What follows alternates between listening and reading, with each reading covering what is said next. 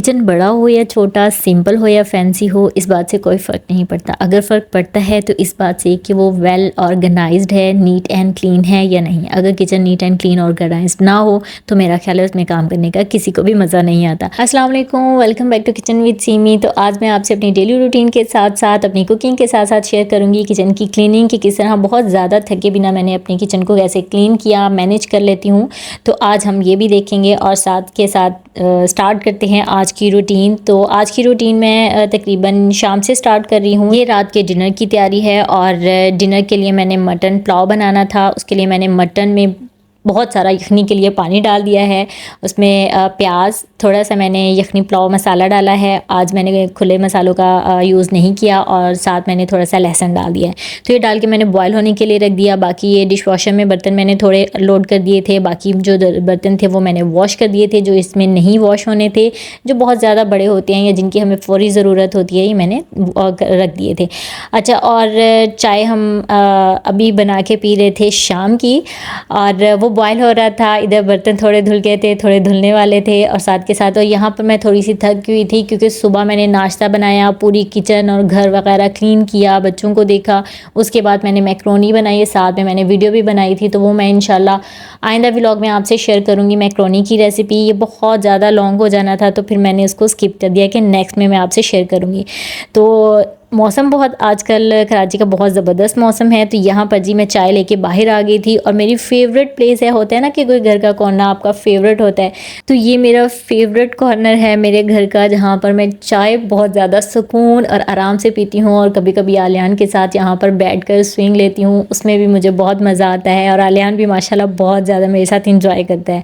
तो यहाँ पर जी चाय के फुल मज़े ले रही थी, हवा बहुत अच्छी थी, बच्चे आराम से अपना खेल रहे थे।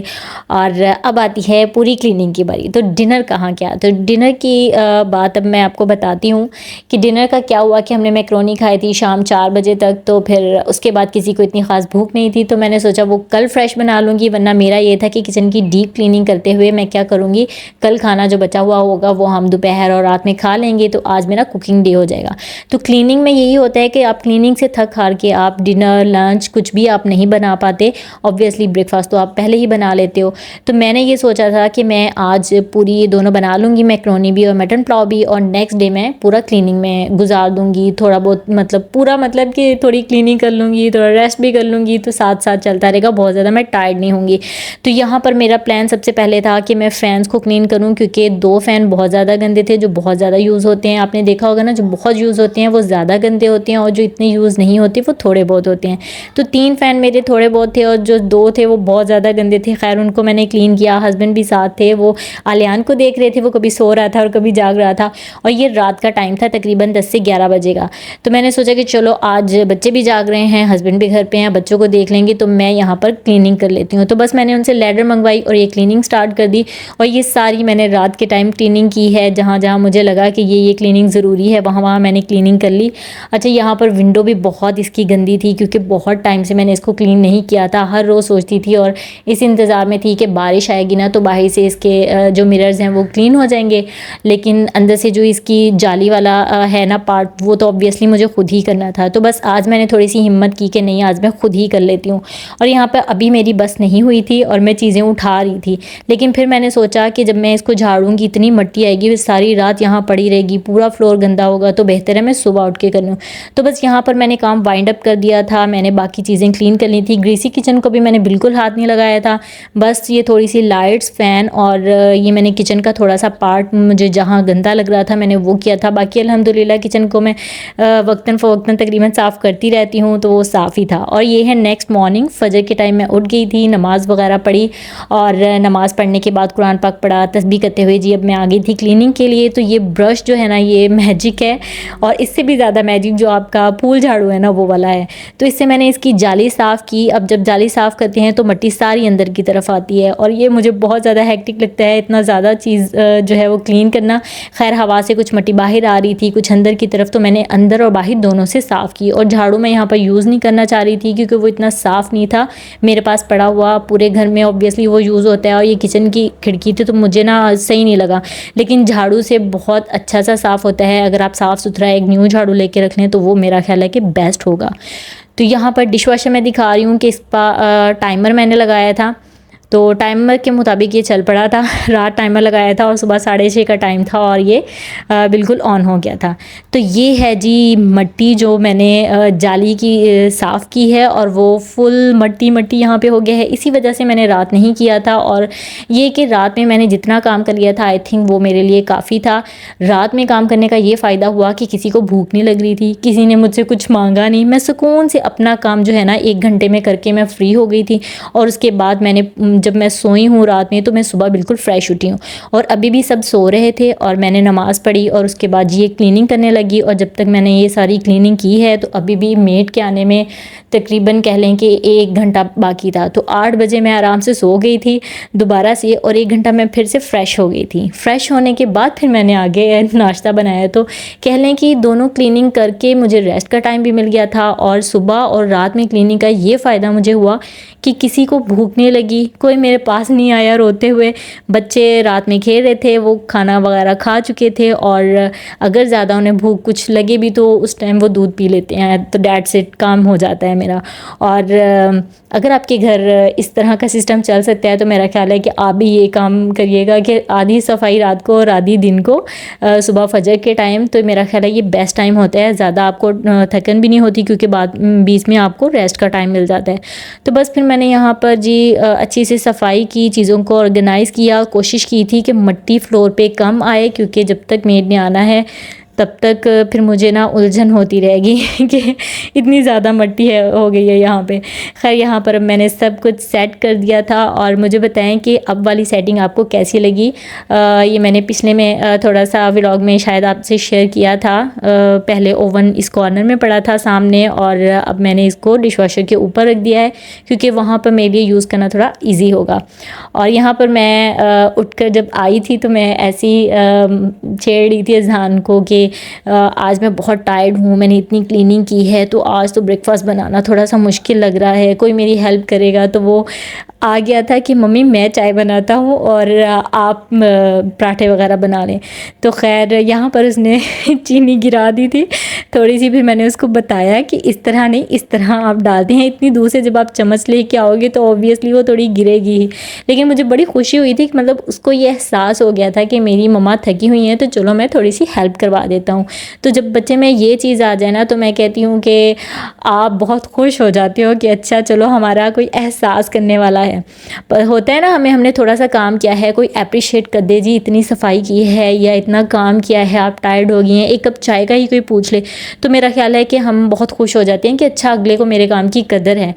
और आप ज़रूर बताइएगा कि आपके घर में किचन की ये डीप क्लीनिंग जो है और घर के फ़ैन लाइट्स ये कौन करता है। हमारे घर के लाइट्स मैं हमेशा से खुद ही करती हूँ, हस्बैंड से कभी कभार करवा लेती हूँ, लेकिन वो ऑन एंड ऑफ वो मुझे लगता है कि 1 या 2 बार ही करवाई हैं, वो भी पूरे घर की नहीं, बस थोड़ी बहुत, क्योंकि उनको होता है कि बस मैं ऑफिस का जो काम कर लूँ ना तो वही इनफ है। ये वाला मेड्स के हवाले है। लेकिन हमारी जो हेल्पर है वो बेचारी इतनी बिजी है कि उसके पास टाइम ही नहीं होता है एक्स्ट्रा काम के लिए। हालांकि उसको एक्स्ट्रा काम के ऑब्वियसली पैसे देते हैं, लेकिन उसके पास टाइम नहीं होता। तो मैंने सोचा क्या इर्द गिर्द की हम देखें, वो हेल्पर है या वो हेल्पर है। तो जब खुद को हिम्मत दी हुई है अल्लाह ताला ने, तो क्यों ना हम अपनी सलाहियतों को खुद ही ब्रोए कर लाएँ, और इससे ये तो कि सेविंग भी हो जाएगी, यानी जो पैसे हमने उसको देने हैं वो हम खुद भी रख सकते हैं।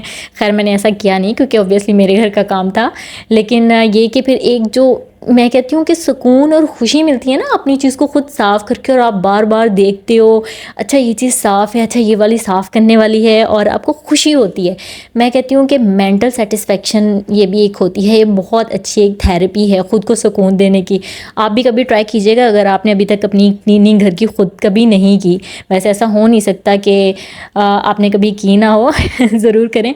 अच्छा इस क्लीनिंग में अपने जो बच्चे हैं ना उनको भी साथ ज़रूर लगाइएगा। मेरी सिस्टर ने इस बार ये काम किया है, मेरे बच्चे भी छोटे हैं तो बस थोड़ी बहुत ही करवाते हैं, लेकिन उसके बच्चे भी थोड़े बड़े थे तो उसने उनसे क्लीनिंग करवाई। और इससे ये फ़ायदा हुआ कि बच्चों को ये पता चल गया कि हमारे घर की कौन सी चीज़ गंदी है, कौन सी साफ़ है, कौन सी चीज़ कहाँ रखी है, कैसे ऑर्गेनाइज़ करना है, और मेहनत का बच्चों को बहुत पता चलता है। तो मेरा ख्याल है कि ये चीज़ ज़रूर आप लोगों को करनी चाहिए। तो यहाँ पर जी नाश्ता बन रहा था अभी। पराठे के बिना मेरी सुबह नहीं होती। आप लोग जो मेरे व्लॉग्स रेगुलर देखते हैं मेहमान को पता होगा कि जब तक पराठा ना बना लूँ मेरी सुबह नहीं होती। और पराठे भी मुझे घर के ही पसंद हैं, मुझे बाहर के पराठे अच्छे नहीं लगते। लेकिन मैं ये नखरे नहीं करती कहीं भी जाके कि मुझे सिर्फ घर का पराठा करना है, मुझे बाहर का नहीं।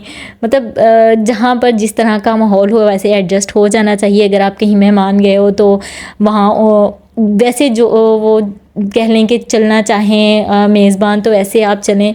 उनको ये इस टाइप के नखरे नहीं देने चाहिए, क्योंकि वो ज़ाहिर सी बात है हर कोई अपने मुताबिक काम करता है। तो यहाँ जी ये क्लीनिंग हो चुकी थी। नाश्ते के बाद मैंने पूरा इसको क्लीन कर दिया था। और टर्बो मैंने उससे पहले 1-2 दिन साफ़ कर ली थी, उसकी मैंने वीडियो नहीं बनाई थी। बहुत बार मैं आपसे ये शो कर चुकी हूँ, आपको बता चुकी हूँ कि मैं किस तरह क्लीन करती हूँ, कौन सी इसके लिए मैं प्रोडक्ट यूज़ करती हूँ। और स्टोव क्लीनिंग की मैं आइंदा कुछ डेज़ में वीडियो दे दूँगी। ये भी मैंने स्टोव क्लीनिंग भी एक काफ़ी बड़ा काम होता है। जब इस पे ऊपर चाय उबल जाए, दूध उबल जाए, तो मेरा ख्याल है आप लोगों का सबका एक्सपीरियंस होगा कि वो करना अगर तो फ़ौरी कर ली जाए तो मैं कहती हूँ बहुत अच्छा रहता है, और अगर फ़ौरी नहीं की जाए तो फिर काफ़ी मसला हो जाता है। खैर यहाँ पर नाश्ते के बाद मैंने थोड़ा सा रेस्ट किया, और उसके बाद अदरक और लहसुन वगैरह मैंने पीसा। बाकी जो टमाटर वगैरह थे या ये बॉयल किया हुआ था, और प्याज मैंने कट करके पहले ही रखे हुए थे। सिर्फ मुझे अदरक और लहसुन रेडी करना पड़ा, बाकी हर चीज़ मेरी सेट थी। और मुझे लगा था जैसे आज पुलाव बनाना बहुत आसान है। वैसे तो आसान होता है, लेकिन इसमें थोड़े से होते हैं ना स्टेप होते हैं, हर चीज़ को रेडी करना, फिर वीडियो के साथ इसको लेके चलना काफ़ी मुश्किल हो जाता है मेरे लिए।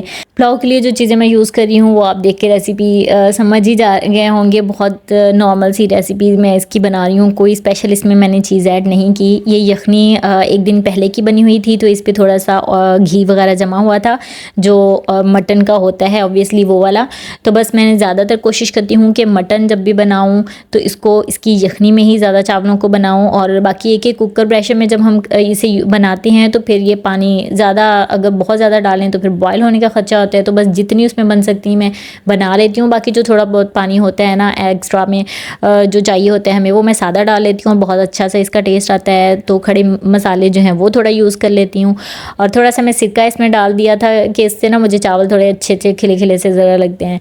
तो बस इसको हम दम दे देंगे, और दम देने का मेरा ये वाला तरीका है। आप लोग भी ऑब्वियसली ये तरीका यूज़ करते होंगे। अच्छा यहाँ पर ना ये मेरा जो बर्तन है इसका शुरू से ही जब इसका जो लिड है ना वो थोड़ा सा टेढ़ा है, तो इसको ज़रा देखना पड़ता है कि सही से हुआ भी है या नहीं बंद। अच्छा, अगर आपको मेरी वीडियो अच्छी लगी हो और कोई काम की चीज़ आपकी इसमें हो और आपने इंजॉय किया हो वीडियो को देखते हुए, तो आप अपनी इंगेजमेंट ज़रूर शो करें, कोई कमेंट कर दें, अच्छा हो बुरा हो कैसा भी हो बस हो। वीडियो को लाइक कर दें, चैनल को सब्सक्राइब नहीं किया तो सब्सक्राइब कर दें। तो नेक्स्ट व्लॉग तक के लिए अल्लाह हाफिज़। किसी और अच्छी और ज़बरदस्ती रेसिपी के साथ, ज़बरदस्ती व्लॉग के साथ मैं हाजिर होंगी। अल्लाह हाफिज़।